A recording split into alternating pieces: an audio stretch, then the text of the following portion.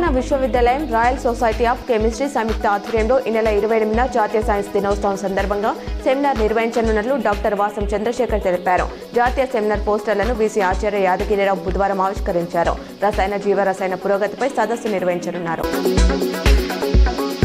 నిజామాబాద్ జిల్లాలో ఇంటర్మీడియట్ మొదటి సంవత్సరం పరీక్షలు అత్యంత పకడ్బందీగా ప్రశాంత వాతావరణంలో ప్రారంభమయ్యాయి.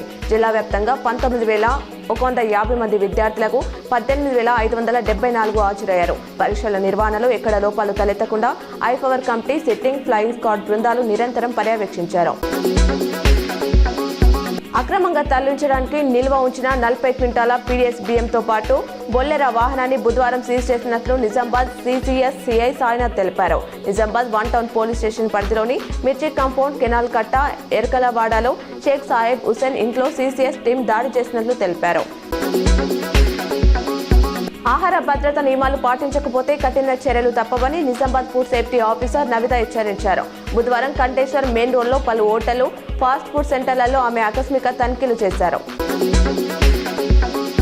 రెంజల్ మండలం కందకుర్తి పుష్కర ఘాట్ పరిసరాలు పరిశుభ్రంగా ఉండటాన్ని గమనించిన నిజామాబాద్ కలెక్టర్ ఇలా త్రిపాఠి సంబంధిత అధికారులపై ఆగ్రహం వ్యక్తం చేశారు. బుధవారం ఆమె కందకుర్తి పుష్కర ఘాట్ను సంబంధిత శాఖల అధికారులతో కలిసి పరిశీలించారు.